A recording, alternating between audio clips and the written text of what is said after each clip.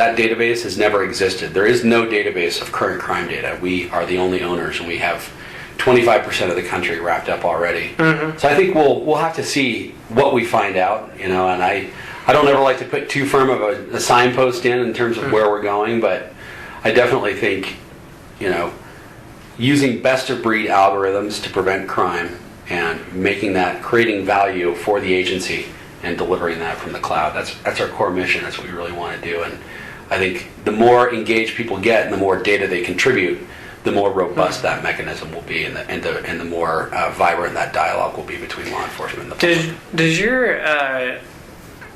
Does your software and stuff, is it useful to help predict where crimes might happen next at all? Well, that's an interesting point, because we're working on that right now, and I wouldn't be I wouldn't say that we're innovating those predictive technologies, but they're used routinely in other industries. Finance is an obvious one where predictive algorithms are used, and there are academics in 3 or 4 universities around the country that have developed some incredibly interesting ideas, but they're reliant on real-time crime data to be able to process that algorithm. So we're working to get some of that into our software to really, I could foresee a day when in the morning an officer gets on his or her beat, pulls out their smartphone, and it says, based on crime patterns in the last 24 hours, here's the route you should drive today, or the path you should take, and the things that you should watch out for. That's a very exciting value proposition, instead of just kind of roaming the streets. I don't want to say arbitrarily, because it is sort of discount, but the technology hasn't really been present to make it easy for agencies to figure that out. NYPD, Chicago, and LA all have the budgets to do that, but frankly, the overwhelming majority of agencies in this country are small and don't have the capability to hire a statistician and a crime analyst and people that can, all of the millions of dollars of technology. We can do that and deliver it from the cloud and put it in a price point that's affordable for agencies of any size. You've seen the movie Minority Report? Absolutely, yep. Yeah, in fact, I just recently saw there was some company that had some kind of a glove that you could navigate. Oh, really? So yeah, we're getting there. I'll have to fire off an email to Tom. So that is you. That's the future. I don't know if we'll ever get to the point of having precogs, but definitely want to give an upper hand to law enforcement. Cool. So what do you do to personally, I guess, be innovative in your company and maybe just in general? What are some things or strategies you use to innovate? I think looking for pattern recognition in other industries. Seeing something and looking at what other companies and people are doing out there on the internet and just in the broader business ecosystem, and looking at that through the filter of law enforcement and saying, how is what other people are tying together?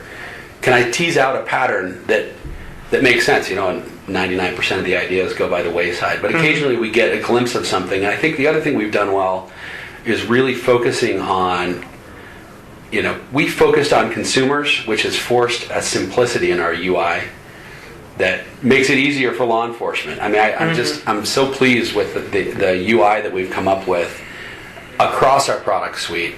I think they're naturally intuitive. People understand how to use it just by looking at it. They don't need comprehensive training, and it's not tedious. It's simple, and they're surprised by the simplicity, and that's a very powerful thing for a government agency. Nobody wants to be tortured in their daily work, and I think we've been able to see what other, I really try to pay attention to that, and then I read a lot. I really do try to read interesting books that I think are compelling, and people that I respect and people that I don't. I try to fill myself, get a lot of ideas. Do you have any books or anything you recommend that are?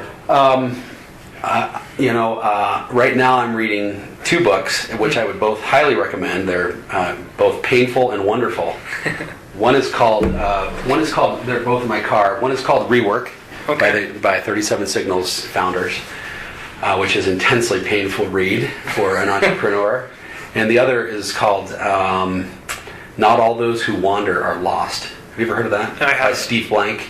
I know Steve Blank. Yep, he wrote that book, and I just got it, and I'm about 20 pages into it, and it's a collection of all his blog posts, and cool. Acutely painful as well, but I would have loved to have read those as I was starting off my first business, and they're so powerful and just infused with wisdom. Truly, and I'm not, these are not well known, but Rework is actually pretty well known, but the other one, I don't think it's that well known, but it's really great. Steve Blank has a lot of great Have you read 4 Steps to the Epiphany? Yep, got it. Probably sitting right here on my desk.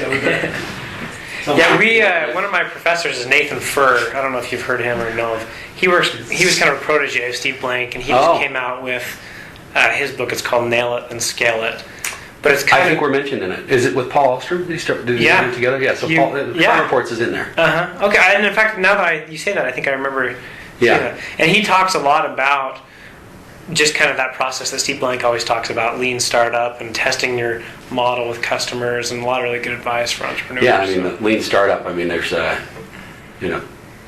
Stanford Entrepreneurship. I'm sure you've seen the blogs and videos. I mean, it's just it's a rich source of just fantastic information. Yeah.